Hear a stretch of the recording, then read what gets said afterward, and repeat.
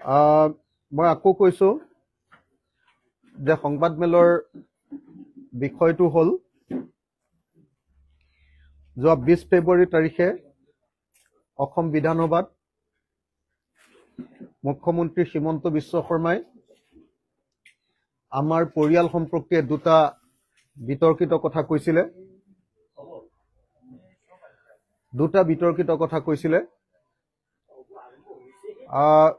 সেই বিতৰ্কিত কথা দুটাত আমি প্ৰত্যাহ্বান জনাইছিলো অসমৰ মুখ্যমন্ত্ৰী ডাঙৰীয়াক। অসমৰ মুখ্যমন্ত্ৰী ডাঙৰীয়াই কৈছিলে যে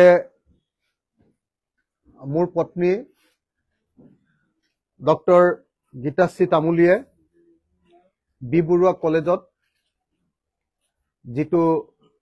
চাকৰি পাইছে, অধ্যাপকৰ কাম কৰে, সেই কামটোৰ নিযুক্তি অবৈধ আছিলে বুলি তেখেতে বিধানসভাত বক্তব্য ৰাখিছিলে। আৰু তাৰ পাছত কৈছিলে যে অখিল গগৈ চেণ্ডেল পিন্ধা সংগ্ৰামী হৈ, আন্দোলনকাৰী হৈ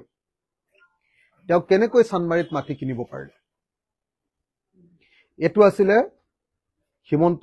বিশ্ব শৰ্মাৰ অভিযোগ। যেহেতু বিধানসভাত অভিযোগটো উত্থাপন কৰিছিলে, গতিকে এইটো আছিলে এটা গুৰুতৰ অভিযোগ। যেহেতু বিধানসভাত অভিযোগটো উত্থাপন কৰিছিলে, গতিকে এইটো আছিলে অত্যন্ত গুৰুত্বপূৰ্ণ অভিযোগ। আৰু লগে লগে বিধানসভাত মই কৈছিলো যে মুখ্যমন্ত্ৰীয়ে যি বক্তব্য দাঙি ধৰিছে, এই বক্তব্যটোক মই প্ৰত্যাহ্বান জনাব খুজিছিলো। মই 7-8 বাৰ মান চেলেঞ্জ অৰ্থাৎ প্ৰত্যাহ্বান জনাইছো বুলি ঘোষণা কৰিছিলো। মুখ্যমন্ত্ৰীয়ে একেটা সাহসেৰে চেলেঞ্জ একচেপ্টেড বুলি কৈছিলে যে মই প্ৰত্যাহ্বান গ্ৰহণ কৰিছো আৰু এই প্ৰত্যাহ্বানৰ গ্ৰহণ কৰা হৈছে বুলি তেখেতে কৈছিলে।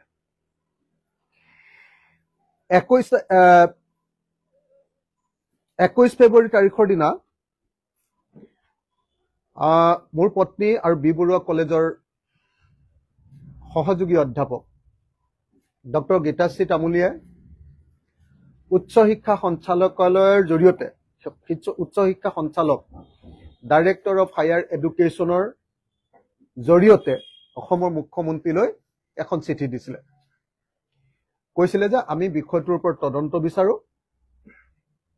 আৰু সেই তদন্তত যি ফলাফল আহিব সেই শাস্তিটো আমি গ্ৰহণ কৰিব খোজো। আৰু যিহেতু সন্মানীয় মুখ্যমন্ত্ৰী এজনে এই অভিযোগ আনিছে, তদন্ত শেষ নকৰালৈকে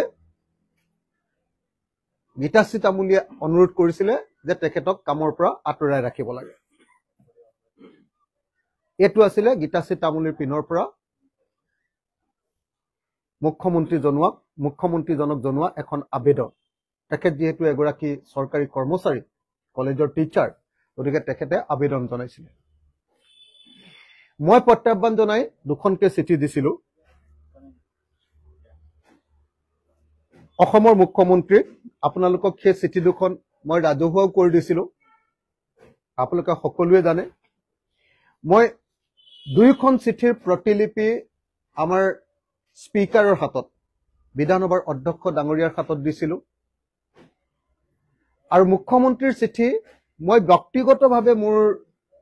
হোৱাটছএপৰ পৰাও পঠিয়াই দিছিলো। মোৰ হোৱাটছএপৰ পৰা মুখ্যমন্ত্ৰীয়ে যাতে পোনে পোনে পায়, কাৰণ তেখেত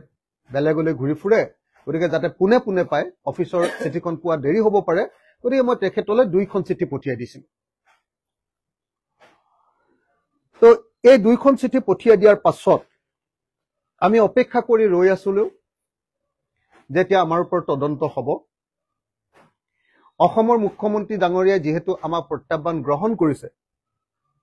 আৰু বিধানসভাত সকলোৰে লোকচক্ষুৰ সন্মুখত যিহেতু প্ৰত্যাহ্বান গ্ৰহণ কৰিছে, গতিকে আমি ৰৈ আছিলো দুটা বিষয়ৰ কাৰণে, যে এতিয়া মুখ্যমন্ত্ৰীয়ে তদন্ত ঘোষণা কৰিব, তদন্তকাৰী দল বি বৰুৱা কলেজ আৰু আমাৰ ঘৰলৈ আহিব, বি বৰুৱা কলেজত গৈ তদন্তত সঁচাকে নিযুক্তি কেলেংকাৰী যি হৈছে তাৰ নথি পত্ৰ বিচাৰিব আৰু আমাৰ শ্ৰীমতীও গীতাশ্ৰী তামুলীৰো মানে আপোনাৰ সাক্ষ্য গ্ৰহণ কৰিব। আৰু মই বিশেষভাৱে সাজু হৈ আছিলো যে তেখেতে কৈছিলে যে চানমাৰী নিজৰাপাৰৰ ঘৰ, নিজৰাপাৰ শব্দটো কোৱা নাছিলে বা মইহে কৈছো বাৰু, চানমাৰীৰ ঘৰটো কেনেকৈ কিনিলো। আজি সেই একেই চানমাৰীটো ঘৰতে আমি সংবাদ মেল আয়োজন কৰিছো। আপোনালোকে নিজেও আমাৰ ঘৰটো সদায় দেখিয়ে থাকে, ইয়ালৈ আহিয়ে থাকে আপোনালোক। আৰু এই ঘৰটো মোৰ ঘৰো নহয়, মোৰ ৱাইফে ঋণ লৈ কিনা ঘৰ। আৰু মোৰ বাহিৰে অন্য কোনোবা বিধায়কে এনেকুৱা ভগা ঘৰত থাকে নে নাই আপোনালোকেও নিশ্চয় জানে। 3টা ৰুমৰ 3টা কোঠাৰ ঘৰত থাকে নে নাই আপোনালোকেও নিশ্চয় জানে। গতিকে আমি মুখ্যমন্ত্ৰীক প্ৰত্যাহ্বান জনাইছিলো যে আমাৰ ঘৰটো, আমাৰ ঘৰ নহয় আৰু গীতাশ্ৰীৰ ঘৰ, কিন্তু একেলগতে থাকো কাৰণে আমাৰ ঘৰ বুলিয়ে কৈছো বাৰু দেই। আমাৰ ঘৰটো যদি অবৈধ উপায়েৰে আমি ক্ৰয় কৰিছো তাৰ ওপৰতো তদন্ত হ'ব লাগে। আৰু তদন্ত যদি হয় আৰু অবৈধ বুলি প্ৰমাণ হয় তেতিয়াহ'লে আমাৰ ঘৰটো আমি চৰকাৰক বা মুখ্যমন্ত্ৰীক আমি দি দিম বুলি কৈছো। কিন্তু কালি 22 ফেব্ৰুৱাৰী, কালি অসমৰ মুখ্যমন্ত্ৰীয়ে সংবাদ মাধ্যমৰ আগত ঘোষণা দিলে যে আমাৰ এই 2টা বিষয়ৰ ওপৰত তদন্ত আমি নিজে কৰিব লাগে। আৰু তেখেতে ক'লে যে এইটো নৈতিকতাৰ প্ৰশ্ন। ক'লে যে কোনোবাই ছচিয়েল মিডিয়াত লিখিছে যে আমাৰ পত্নীতকৈ বেছি নম্বৰ পোৱা মহিলা আছিলে, ছচিয়েল মিডিয়াৰ সেই পোষ্ট চাই আমি নিজে নিজে চাকৰিটোৰ পৰা পদত্যাগ কৰি দিব লাগে। নৈতিকতাৰ প্ৰশ্ন মানে সেইটোৱে চাগে তেখেতে বুজাব খুজিছে। আমি আকৌ খুব কনফিডেণ্ট যে মোৰ পত্নী, আচলতে মোৰ পত্নী বুলি কৈ থকাটো বৰ অপমানজনক, কাৰণ অসমৰ মানুহে বৌদ্ধিক সমাজে মোতকৈ বহুত আগতে গীতাশ্ৰী তামুলীক চিনি পায়। তেখেত নিজা ধৰণে অসমত চিনাকি থকা এগৰাকী মহিলা। আৰু সেইকাৰণে মুখ্যমন্ত্ৰীৰ এই বক্তব্যবিলাক অকল গীতাশ্ৰী তামুলীৰ প্ৰতি অপমান নহয়, এইটো সমগ্ৰ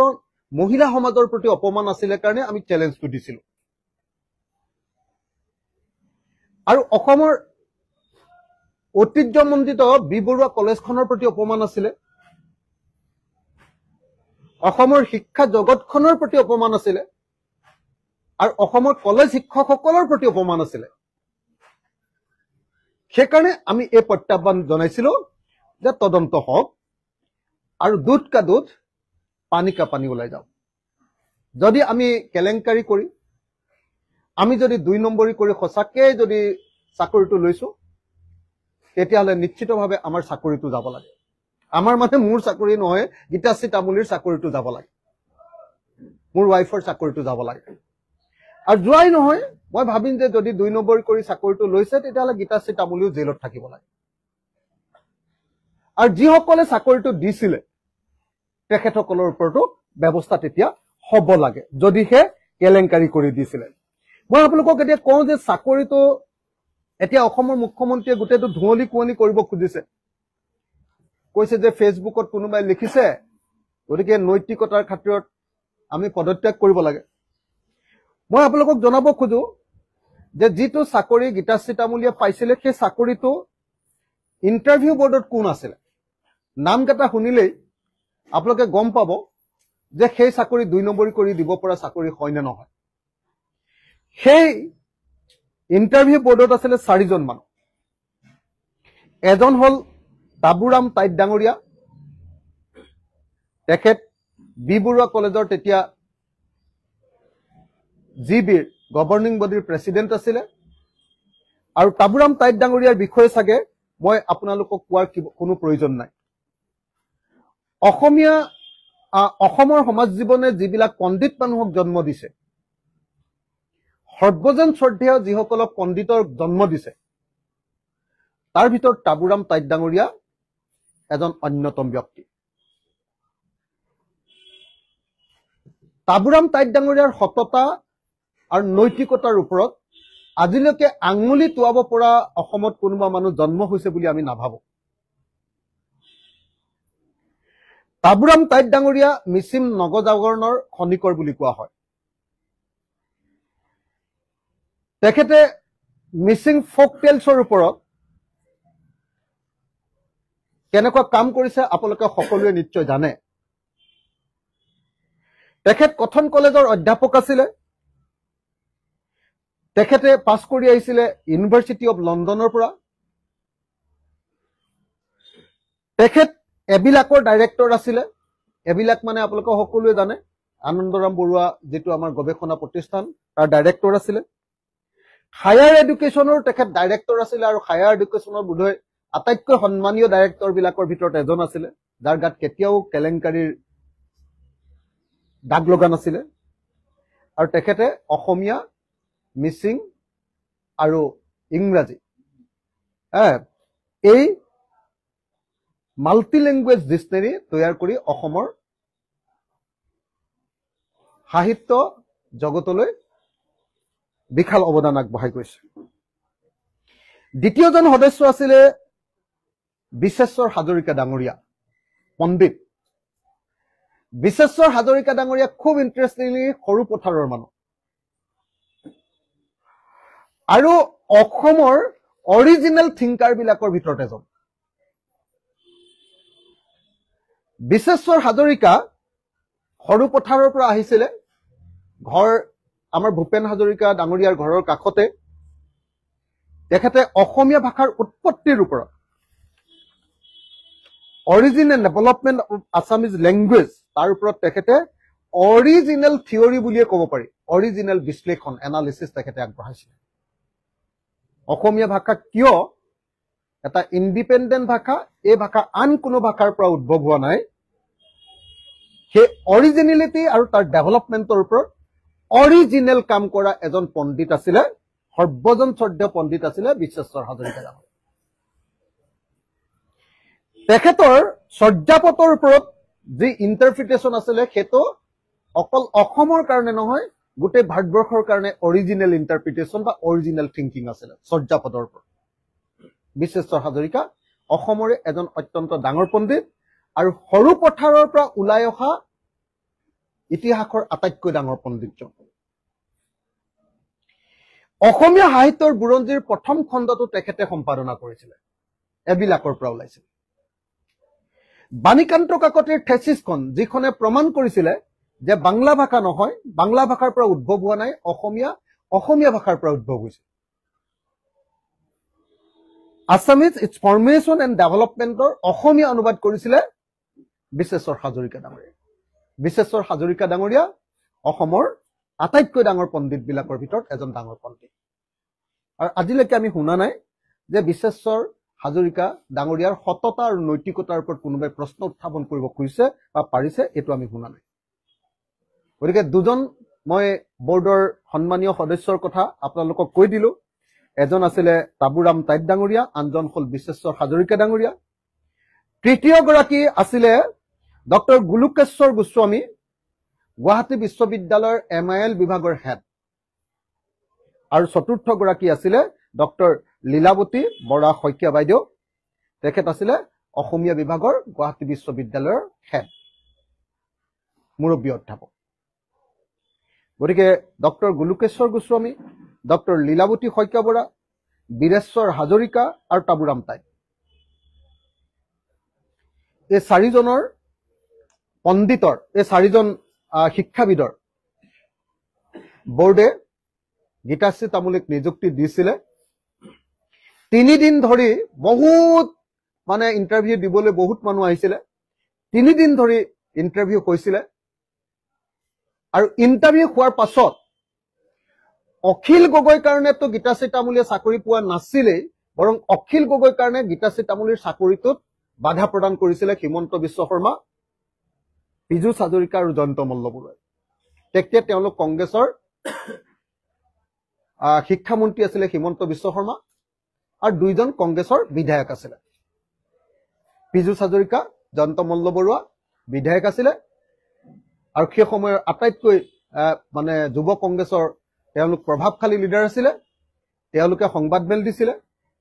আৰু শিক্ষামন্ত্ৰী নিজে আছিলে তেতিয়া হিমন্ত বিশ্ব শৰ্মা। যিহেতু গীতাশ্ৰী তামুলী মোৰ পত্নী আছিলে, গতিকে গীতাশ্ৰী তামুলীৰ এপইণ্টমেণ্টটো দিয়াৰ আগত যেতিয়া সিলেকশন হল তেতিয়া হিমন্ত বিশ্ব শৰ্মাই ইয়াৰ ফাইলবিলাক এনকুৱাৰী ঘোষণা কৰি বি বৰুৱা কলেজৰ পৰা ফাইলবিলাক উঠাই লৈ গৈছিলে আৰু বহুদিন ধৰি আমাক ইন্টাৰভিউত পাছ কৰাৰ পাছতো আমাৰ ৱাইফক তাত চাকৰিত যোগদান কৰিবলৈ অনুমতি দিয়া নাছিল যেহেতু তেখেত অখিল গগৈৰ পত্নী আছিল গতিকে অখিল গগৈ পত্নী হৈ তেওঁ চাকৰিৰ কাৰণে কোনো ফেভাৰটো পোৱাই নাই চাকৰি পোৱাৰ পাছত তেওঁ চাকৰি জইন কৰিব নোৱাৰাকে ৰৈহে থাকিবলগীয়া হৈছিল তাৰ পাছত সেই ফাইল গৈ মুখ্যমন্ত্ৰী তৰুণ গগৈ ডাঙৰীয়াৰ টেবুলত পৰিছিলে পৰৱৰ্তী সময়ত আমাক আচলতে যেতিয়া বহুত দেৰি হৈছিল এপইণ্টমেণ্টটো তেতিয়া আমি ডাইৰেক্টৰক যেতিয়া আমাৰ ৱাইফে সুধিছিলে যে মোৰটো এনেকে কাগজ গ'ল কিন্তু মোক জইন কৰিবলৈ দিয়া নাই কিয় তেতিয়া ডাইৰেক্টৰে কৈছিলে যে আপোনাৰ ফাইল তৰুণ গগৈ ডাঙৰীয়াৰ তালে গৈছে আৰু তৰুণ গগৈ ডাঙৰীয়াই খুব পজিটিভ কমেণ্ট দি ফাইলটো ঘূৰাই পঠিয়াইছে গতিকে মই আপোনালোকক এই কাহিনীটো কোৱাৰ পাছত এতিয়া আপোনালোকে নিজে কওক যে কোন নৈতিকতাৰ পিনৰ পৰা আমি নিজে নিজে চাকৰিটো এৰি দিম গীতাশ্ৰী তামুলীয়ে বিশ্বাস কৰে যে তেওঁ কাৰোক ইনফ্লুৱেঞ্চ নকৰাকে তেওঁৰ নিজৰ যোগ্যতা দক্ষতা আৰু পাণ্ডিত্যৰ গুণেৰে এই পোষ্টটোত তেখেতে জইন কৰিব পাৰিছে আৰু বহু যিমান আপোনাৰ কেণ্ডিডেট আছিলে সেই কেণ্ডিডেট বিলাকৰ 3 দিনীয়া ইণ্টাৰভিউৰ পাছত তেওঁ এই পদটো লাভ কৰিছিলে গতিকে গীতাশ্ৰী তামুলীয়ে বিশ্বাস কৰে যে তেওঁ খুব সততাৰে এই চাকৰিটো পাইছে আৰু সেইকাৰণে আমাৰ কাৰণে এইটো কোনো পধ্যে নৈতিকতাৰ প্ৰশ্ন নাই বৰং আমাক এনেকৈ আমাৰ গীতাশ্ৰী তামুলীক এনেকৈ অত্যাচাৰ কৰাটো মুখ্যমন্ত্ৰীজনৰ এটা ব্লেকমেইলিং আৰু এটা মানসিক অত্যাচাৰৰ বাহিৰে আমাৰ কাৰণে আন কোনো কাম হোৱা নাই অসমৰ মুখ্যমন্ত্ৰী এজনে অসমৰ এগৰাকী মহিলাক তেওঁৰ প্ৰতিজন এমএলএ হোৱাৰ কাৰণে আৰু বিৰোধী পক্ষৰ এমএলএ হোৱাৰ কাৰণে গীতাশ্ৰী তামুলীক এনেকৈ ব্লেকমেইল কৰিছে গীতাশ্ৰী তামুলীক এনেকৈ মানসিকভাৱে অত্যাচাৰ কৰিছে আৰু মানসিকভাৱে অত্যাচাৰ কৰি এতিয়া আকৌ উল্টাই তেখেতে নিজে কৈছে যে নৈতিকতাৰ খাতিৰত গীতাশ্ৰী তামুলীয়ে চাকৰিটো এৰি দিব লাগে গতিকে নৈতিকতাৰ সংজ্ঞা এবাৰ অসমৰ মুখ্যমন্ত্ৰীয়ে নিজে দি দিলে ভাল হয় দ্বিতীয়তে অসমৰ মুখ্যমন্ত্ৰীয়ে কৈছে যে তদন্ত তেখেতে নকৰে চৰকাৰে নকৰে তদন্ত আমি নিজে নিজৰ তদন্ত কৰিব লাগে এই টেকনিকটো আমাৰ নাই মানে নিজে নিজৰ তদন্ত কৰাৰ টেকনিকটো আমাৰ নাই মানে কেনেকে নিজে নিজৰ তদন্ত কৰিব লাগে সেই সম্পৰ্কে কোনো মেথডলজি আমি নাজানো মানে বোধহয় হিমন্ত বিশ্ব শৰ্মাই নিজে নিজৰ তদন্তৰ মেথডলজি জানে কাৰণ তেওঁৰ টাডা গোচৰৰ যিটো কেছ আছিলে আপোনালোকে সকলোৱে জানে যে আমাৰ ঘৰৰ ওচৰতে এক্সটৰশ্যনৰ কাৰণে যিটো ধৰা পৰিছিলে তেওঁ পইচা তুলিবলৈ আহি আলফাৰ নামত পইচা তুলিছিলে ধৰা পৰি তেওঁ যিটো মাৰ খাইছিলে সেইটো তেওঁ নিজে নিজৰ তদন্তটো কৰাৰ কাৰণেহে থানাৰ পৰা চাৰ্জশ্বিটখিনি নাইকিয়া হৈ গৈছিলে আৰু কোৰ্টৰ পৰা তেখেতৰ চাৰ্জশ্বিটখিনি নাইকিয়া হৈ কেছটোৱে লাপাত্তা হৈ গৈছিলে গতিকে নিজে নিজৰ কেনেকে তদন্ত কৰিব পাৰি সেই তদন্তৰ টেকনিকটো আমি নাজানো হিমন্ত বিশ্ব শৰ্মাই জানে আমাক হিমন্ত বিশ্ব শৰ্মাই যদি শিকাই দিয়ে আৰু সেইটো যদি নৈতিকতাৰ প্ৰশ্নৰ পৰা শুদ্ধ বুলি ভাবো তেতিয়াহ'লে আমি সেইটো নিজে নিজৰ তদন্তটো কৰি চাব পাৰো আৰু মুখ্যমন্ত্ৰীৰ ওপৰত যেতিয়া অভিযোগ উঠিছিলে যে উজান বজাৰত মানৱেন্দ্ৰ শৰ্মা ডাঙৰীয়াক হত্যা কৰিছে তেখেতে সেইটো গোচৰত তেখেতে জেল খাইছিলে আৰু সেই জেল খোৱা যিটো গোচৰ সেই জেল খোৱা গোচৰটোত গোটেই আপোনাৰ চাৰ্জশ্বিট কোৰ্টৰ পৰা আৰু থানাৰ পৰা নাইকিয়া কৰি দিছিলে হিমন্ত বিশ্ব শৰ্মাই নিজে অৰ্থাৎ তেখেতে নিজে নিজৰ গোচৰ তদন্ত কৰি গোচৰৰ কাগজ পত্ৰবিলাককে তেওঁ নাইকিয়া কৰি দিছিল এটা তেনেকুৱা ধৰণৰ কিবা যদি নৈতিকভাৱে এনেকুৱা ধৰণৰ খুব সবল কিবা যদি পদ্ধতি তেখেতে আমাক দেখুৱাই দিব পাৰে তেতিয়াহ'লে আমি তেনেকুৱা তদন্তটো কৰি চাব পাৰো নিজে নিজৰ তদন্ত আৰু এটা নিজে নিজৰ তদন্ত তেখেতক কৰা দেখিছো সেইটো হ'ল তেখেতে কি কয় এইটো এই চিট ফাণ্ডটো সাৰদা কেলেংকাৰী তেখেতৰ নামটো ওলোৱাৰ পাছত তেখেতে ৰাজসাক্ষী হৈ গ'ল জানেনে ৰাজসাক্ষী মানে কি বস্তু এইটো বৰ ভয়ংকৰ বস্তু ৰাজসাক্ষী মানে হয় মই এই কেলেংকাৰীটোত জড়িত হয় মই জানো মোক আপোনালোকে জেলত নিদিব মই কথাবিলাক কৈ দিম সব কথাবিলাক সাক্ষী হৈ এইটো হ'ল ৰাজসাক্ষী গতিকে হিমন্ত বিশ্ব শৰ্মাই নিজে কৈছে যে মই সাৰদা কেলেংকাৰীত জড়িত হৈ থকাটো হয় এটি লিগেলি প্ৰুভড সেইকাৰণে তেওঁ জেলত নোযোৱাকে সাৰদা কেলেংকাৰীৰ পৰা বহুত মানুহ জেলত গ'ল কিন্তু তেওঁ জেলত নোযোৱাকে এতিয়ালৈকে আছে তেনেকুৱা ধৰণৰ নিজে নিজৰ তদন্ত কৰা কিবা কৌশল যদি আমাক শিকাই দিব পাৰে আৰু নৈতিকভাৱে সেইটো ঠিকে আছে বুলি ভাবিলে আমি সেইটো তদন্ত কৰি চাব পাৰো উত্তৰ কাছাৰৰ 1000 কোটি টকাৰ কেলেংকাৰী লুই বাজাৰ কেলেংকাৰী এইবিলাক কেলেংকাৰীটো হিমন্ত বিশ্ব শৰ্মাই নিজে নিজৰ তদন্ত কৰি নিজকে যি ধৰণে চাৰ্টিফিকেট দি আছে সেই কৌশলটো আমি এতিয়ালৈকে আয়ত্ত কৰা নাই সেই কৌশলটো আয়ত্ত কৰিবলৈ মনো নাই ইমান ভাল নৈতিকতা আমাৰ নাইও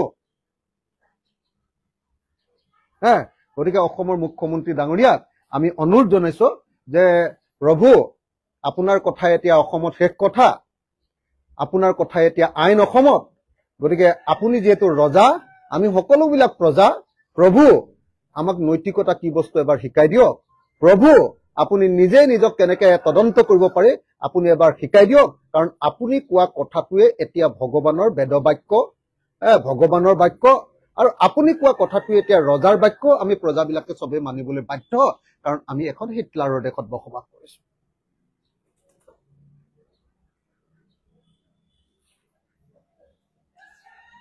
এতিয়া আসল বিষয়টো কি আছিল বিধানসভাত মোক কিয় তেনেকে তেখেতে আক্ৰমণ কৰিছিল বিধানসভাত তেখেতে মোক এই কাৰণে আক্ৰমণ কৰিছিল যে মই কৈছিলো ৰাজ্যপালৰ ভাষণৰ যেতিয়া উত্তৰ দিছিল তেতিয়া তেখেতে মোক কাট মাৰি মাৰি কথাবিলাক কৈ আছিল মই তাৰ আগতে ভাষণ দিছিলো গতিকে মোক ইনচাল্ট কৰি তাচ্ছিল্য কৰি কৈ আছিল তেতিয়া মই মাজতে বাক্য এটা কলো যে অসমৰ এডুকেশ্যন সিস্টেমটো খুব ভাল বুলি তেখেতে বুজাই আছিল তেতিয়া মই কলো যে মানে মই যেহেতু ড্ৰপ আউট ৰেট 1 নম্বৰ বুলি কৈছিলো যে অসমৰ আধাতে স্কুল এৰা ল'ৰা ছোৱালীৰ সংখ্যা 1 নম্বৰ স্কুললৈ নোযোৱা ল'ৰা ছোৱালীৰ ক্ষেত্ৰতো আমি 1 নম্বৰ এইবিলাক যেতিয়া কৈছিলো মই কওঁতে তেতিয়া তেখেতে ক'লে আৰু মই তেতিয়া কলো যে অসমত দেখুৱাই দিছিলো যে কিমানখন প্ৰাইভেট স্কুল এই হিমন্ত বিশ্ব শৰ্মাৰ দিনত বাঢ়ি গ'ল আৰু চৰকাৰী স্কুলবিলাক কেনেকে কমি গ'ল আৰু মই কৈছিলো যে আমি এনেকুৱা এজন মুখ্যমন্ত্ৰী পাইছো যাৰ নিজৰ ঘৰতে প্ৰাইভেট স্কুল আছে এই বাক্যটো কোৱাৰ কাৰণে তাৰমানে মোৰ ওপৰত একদম তেখেতৰ মাথা গৰম হৈ গৈছিল মই বেলেগ একো কথা কোৱা নাছিলো মই কৈছিলো যে মুখ্যমন্ত্ৰীজনৰ দায়িত্ব হ'ল পাব্লিক এডুকেশ্যন বা ৰাজহুৱা শিক্ষাক শক্তিশালী কৰা মুখ্যমন্ত্ৰীজনৰ ঘৰতে যদি প্ৰাইভেট স্কুল খোলে তেতিয়াহ'লে আৰু সেই শিক্ষা ব্যৱস্থা ক'ত ওপৰলৈ উঠিব অসমত সেই কথাটো কোৱাৰ কাৰণে তেখেতৰ মাথাটো গৰম হৈ গৈছিল আৰু সেই কথাটো কোৱাৰ কাৰণে তেখেতে মোক কৈছিলে যে তোমাৰ পত্নীয়ে 2 নম্বৰ কৰি চাকৰি লৈছে আমি তেতিয়া তেখেতক প্ৰত্যাহ্বান জনালো চ্যালেঞ্জ দিলো তেখেতে চ্যালেঞ্জ গ্ৰহণ কৰিলে আৰু কালি চ্যালেঞ্জক পৰা নেগুৰ পেলাই এতিয়া হিমন্ত বিশ্ব শৰ্মাই পলাব খুজিছে আৰু আমি পিছফালে এতিয়া তেখেতক নাই আমাক তদন্ত লাগে বুলি ধৰি থাকিবলগীয়া হৈছে তাৰমানে এতিয়া অভিযুক্তইহে উল্টাই এতিয়া তদন্তকাৰী বিষয়াক পিছে পিছে দৌৰি থাকিবলগীয়া হৈছে যে আহক মোক তদন্ত কৰি দিয়ক মোক জেলত দিয়ক বুলি কৈ থাকিবলগীয়া হৈছে আৰু তদন্তকাৰী বিষয়াই কৈছে যে তুমি নিজে তদন্ত কৰিলা তুমি নিজে তদন্ত কৰিলা মোৰ ওচৰলৈ নাহিবা মই কি কৰো অসমৰ ৰাইজৰ পৰা সেইকাৰণে আমি আপোনালোকৰ পৰা পৰামৰ্শ ল'বৰ কাৰণে সেইকাৰণে আহিলো চাওকচোন ইমান বৰ্মতা দেখুৱালে চেলেঞ্জ একচেপ্টেড বুলি কৈ এনেকুৱাকে দেখুৱাই দিলে যে একদম অখিল গগৈ গোটেই কেলেংকাৰীৰ ৰজা অসমৰ এনেকুৱাকে দেখুৱাই দিলে যে অখিল গগৈ আন্দোলন কৰি থাকোতে নিজৰ ঘৈণীয়েকক কলেজৰ প্ৰফেচাৰ দিবলৈ সক্ষম হৈছিল ই কিমান 2 নম্বৰী আৰু মই কলো যে আপুনি প্ৰত্যাহ্বান গ্ৰহণ কৰক যদি এনেকে 2 নম্বৰী কৰি চাকৰি দিছো পত্নীয়ে যদি 2 নম্বৰী কৰি ইলিগেল এপইন্টমেন্ট পাইছে তেতিয়া হলে পত্নীৰ চাকৰিটো আপুনি খাই দিয়ক আৰু আমি জেলত যাবলৈ হাজু তেতিয়া কৈছে এই তদন্ত নকৰো তোমালোকে নিজে তদন্ত কৰিবা কতে মোৰ কক আপোনালোকে নিজে কক ইয়াকে কৈ চাগে হাতমালা বসুমতী পাতালে লুকাম ৰে আমাৰ অৱস্থা এইটো আৰে যদি তুমি তদন্ত কৰিবলৈ সাহস নকৰা তেতিয়া হলে এগৰাকী নাৰীক এনেকৈ তুমি কিয় অত্যাচাৰ কৰিলা মানসিকভাৱে এখন কলেজত বি বৰুৱাৰ নিচিনা উত্তৰ পূৰ্বাঞ্চলৰ ভিতৰতে আটাইতকৈ বেছিকে গ্ৰেড পোৱা এখন কলেজক তুমি কিয় বদনামি কৰিছা তাবুৰাম টাইডৰ নিচিনা মানুহ বিশ্বেশ্বৰ হাজৰিকা ডাঙৰীয়াৰ নিচিনা মানুহ ডক্টৰ গুলুকেশ্বৰ গোস্বামীৰ নিচিনা মানুহ আৰু ডক্টৰ লীলাৱতী বৰা শইকীয়া নিচিনাৰ মানুহক তুমি কিয় এনেকুৱা অপমান কৰিছা আৰু তোমাৰ শিক্ষামন্ত্ৰীত্বৰ দিনত এই ঘটনা ঘটিছিল যদি তুমি জানিছিলে তেখেতে কৈছে যে মই তেতিয়া শিক্ষামন্ত্ৰী আছিলো মই তেতিয়া জানিছিলো যদি তুমি জানি শুনি তোমাৰ শিক্ষামন্ত্ৰীত্বৰ দিনত এনেকুৱা কেলেংকাৰী কৰিবলৈ দিছিলা তেতিয়া হলে তো শিক্ষামন্ত্ৰী হিচাপে তুমি পদত্যাগ কৰিব লাগে যদি হসাকে জানি শুনি হিমন্ত বিশ্ব শৰ্মাই গীতাশ্ৰী তামুলীক বীৰ বৰুৱা কলেজত 2 নম্বৰী এপইন্টমেন্ট দিবলৈ অনুমতি দিছিলে তেতিয়া হলে শিক্ষামন্ত্ৰী হিচাপে আৰু এতিয়া সেইজন শিক্ষামন্ত্ৰীয়ে মুখ্যমন্ত্ৰী হৈ থকা হিচাপত মুখ্যমন্ত্ৰীজনে এতিয়া পদত্যাগ কৰিব লাগে নে নাই নৈতিকতাৰ প্ৰশ্নত তেখেতেতো আমাক নৈতিকতাৰ কথা কৈছে নৈতিকতাৰ প্ৰশ্নত তেখেতে পদত্যাগ কৰিব লাগে নে নালাগে অসমৰ ৰাইজে সকলোৱে বুজি পোৱা দৰকাৰ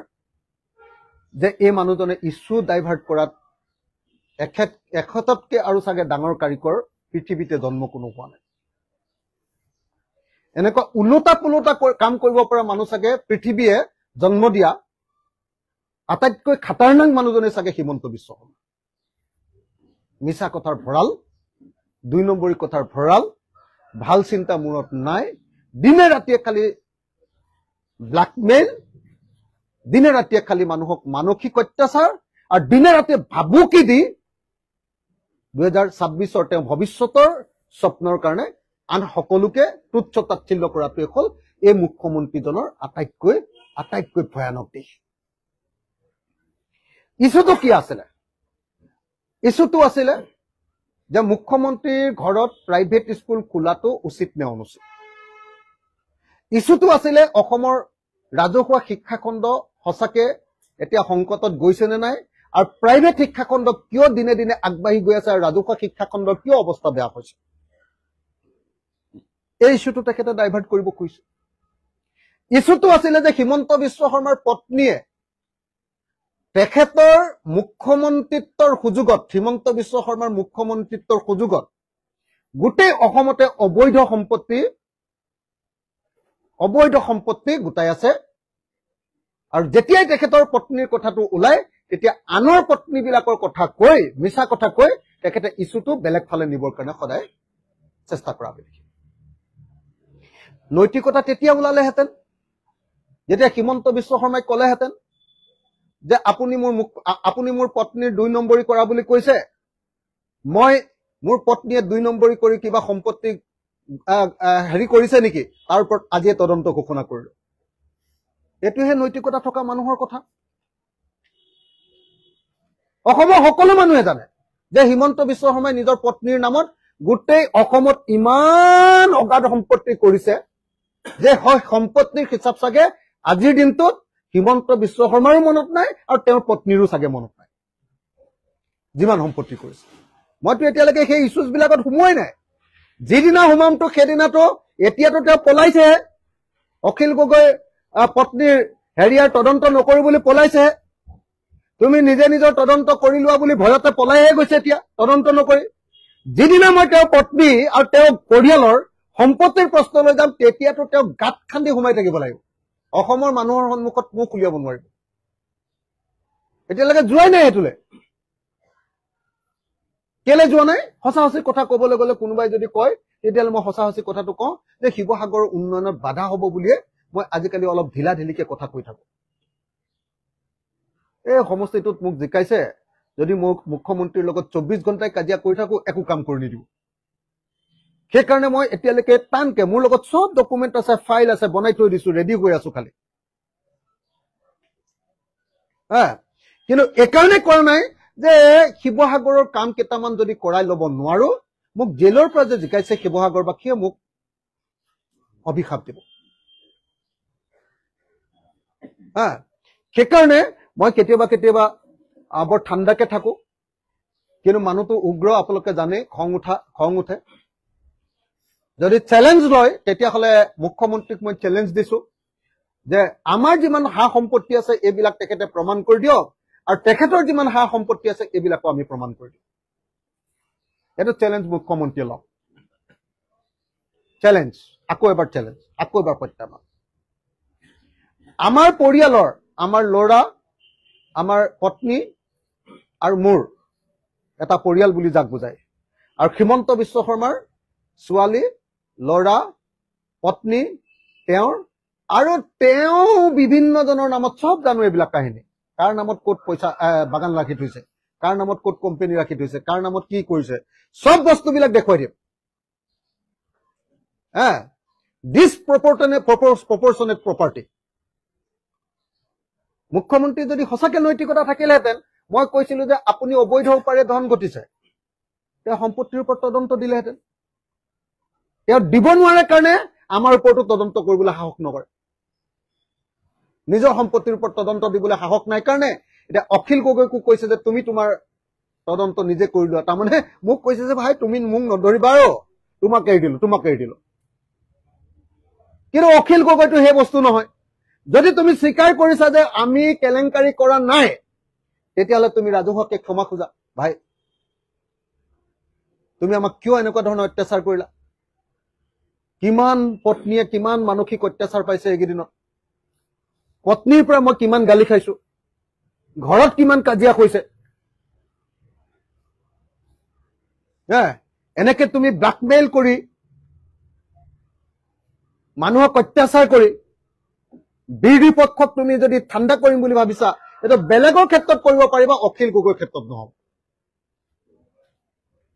আমি মাটিত শুই আন্দোলন কৰি অহা মানুহ কেঁচা ঘৰৰ মাটিত শুই মানুহৰ ঘৰত একেলগতে কাপোৰ নথকাকে ঠাণ্ডা তেনেকে কপি কপি দুখীয়া মানুহৰ ঘৰত একেলগে শুই আন্দোলন কৰি আহি এডোখৰলৈ আহিছো মুখ্যমন্ত্ৰীৰ নিচিনাকে বিপদত পৰিলে আমি কোনোদিন কেতিয়াও বেলেগৰ ভৰিত ধৰি মতাদৰ্শ সলনি কৰি দিয়া মানুহ নহয় মুখ্যমন্ত্ৰীয়েতো মোক এনআইএ লগাইছে মুখ্যমন্ত্ৰীয়েতো মোক কি দিছে এইটো এনএছএ লগাইছে নেশ্যনেল চিকিউৰিটি এক্টৰ অধীনত বিচাৰ নকৰাকে সমাজ জেলত ৰাখিছে সৰ্বানন্দ সোণোৱাল আৰু এই মুখ্যমন্ত্ৰীজনে মোৰ ওপৰত এনআইএ লগাইছে পৃথিৱীৰ আটাইতকৈ ডাঙৰ সন্ত্ৰাসবাদীবিলাকৰ ওপৰত লগোৱা সংস্থাটো লগাই দিছে এনআইএ তাৰপিছত হিমন্ত বিশ্ব শৰ্মাই যেতিয়াই তেওঁৰ কেলেংকাৰী ওলালে তেতিয়া তেওঁ আপোনালোকক সকলোৱে জানে প্ৰথমতে হিতেশ্বৰ শইকীয়াৰ ভৰিত ধৰি তেওঁ কংগ্ৰেছী হ'ল আছুৰ পৰা গৈ তাৰপিছত কংগ্ৰেছত যেতিয়া তেওঁ বহুত কেলেংকাৰী ওলাই গ'ল তেতিয়া তেওঁ ফটকে বাগৰ মাৰি আকৌ নৰেন্দ্ৰ মোদীৰ ভৰিত ধৰি দিলে তেওঁ নিচিনা এনেকুৱা আমি বদমাছ মানুহ নহয় আৰু সেইকাৰণে আমি প্ৰত্যাহ্বান গ্ৰহণ কৰিবলৈ সাহস কৰোঁ আৰু তেওঁ জানি লোৱা দৰকাৰ যে অসমত কিছুমান এনেকুৱা মানুহ আছে যাক তেওঁ দম দি কেতিয়াও বহুৱাব নোৱাৰে কাৰণ এই মানুহবিলাকৰ কলিজাটো আচল মাটিৰে গঢ়া তেওঁৰ নিচিনা 2 নম্বৰী কলিজা লৈ আমি জীয়াই থকা নাই আমি 2 নম্বৰী কলিজা লৈ জীয়াই থকা নাই আমি কেলেংকাৰী কৰিলেহে তেওঁলৈ ভয় কৰিম আমি 2 নম্বৰী কৰি ঘটিলেহে ধন ঘটিলেহে আমি মানে তেওঁলৈ ভয় কৰিম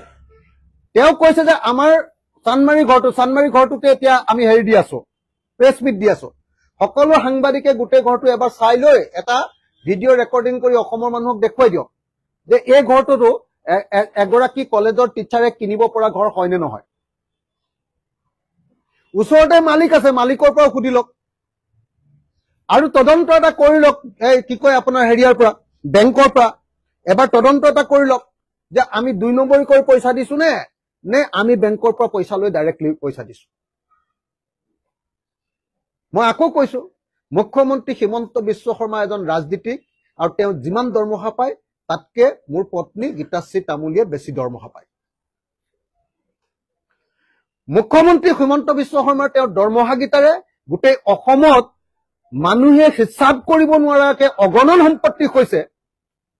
আৰু আমি আছো অসমৰ ভিতৰতে এটা ভগা ঘৰত।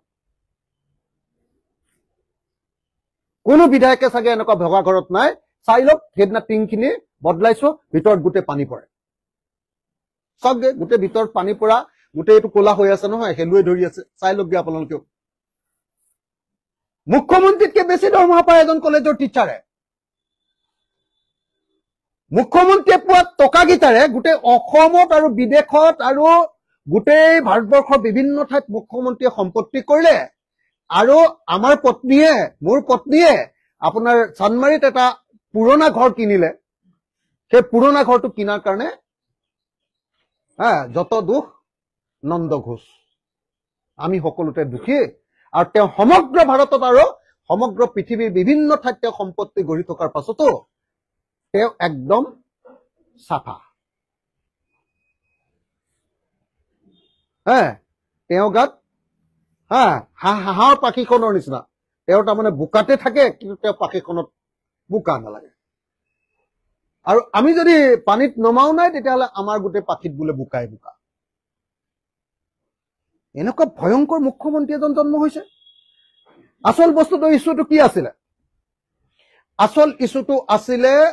মই সাংবাদিকসকলক জনাব খোজো যে APSCৰ যিখন প্ৰতিবেদন আহিছিলে, সেই প্ৰতিবেদনখন কাৰ্যকৰী হ'বনে নাই। যিহেতু হিমন্ত বিশ্ব শৰ্মাই নিজে দিয়া কেণ্ডিডেট তাত আছে, গতিকে APSCৰ 2013 আৰু 2014 চনৰ যিবিলাক অবৈধ উপায়েৰে চাকৰি লোৱা মানুহ আছিলে, সেইবিলাকৰ চাকৰিটো তেওঁ খেদিবলৈ সাহস কৰিব নোৱাৰে।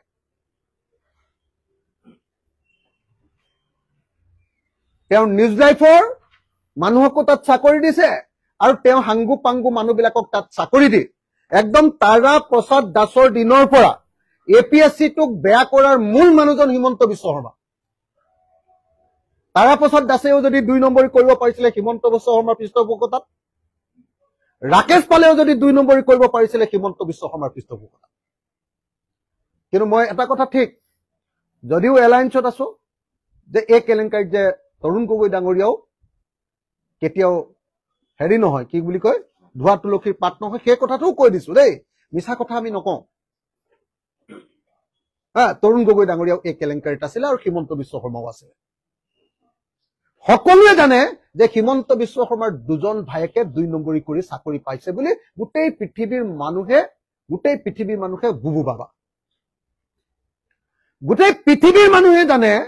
বুবু বাবা যে হিমন্ত বিশ্ব শৰ্মাৰ পত্নীয়ে য'তেই মাটি দেখে তাতে কিনি পেলায়। সেইটো মাজুলীয়ে হওক বা সেইটো গুৱাহাটী হওক, মাটি দেখিলে ৰ'ব নোৱাৰে। এইটো চবেই জানে, এইটো মানে সকলোৱে জানে। আটাইতকৈ বেয়া লাগিছে, তেওঁ এটা পুৰণি কেলেংকাৰী তেওঁ নিজে আকৌ গাই দিছে। আপোনালোকৰ নিশ্চয় মনত আছে যে মই এখন সংবাদমেল পাতিছিলো,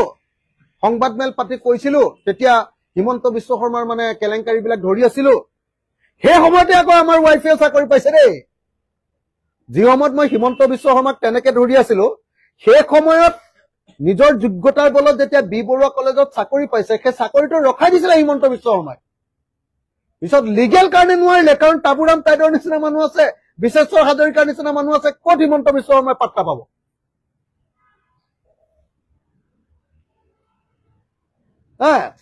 ৰখাই দিছিলে চাকৰি। মোৰ কাৰণে গীতাশ্ৰী তামুলীয়ে কেতিয়াও সুযোগ লোৱা নাই, বৰং মোৰ কাৰণে গীতাশ্ৰী তামুলীয়ে সদায় মানসিক অত্যাচাৰহে ভোগ কৰি আহিছে।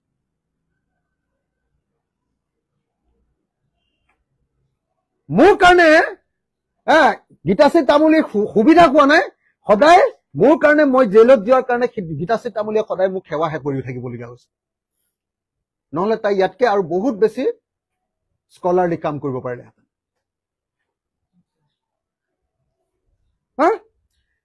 এতিয়া সকলোৱে জানে এই কথা কি বুলি, যে হিমন্ত বিশ্ব শৰ্মাৰ 2 ভাতৃয়ে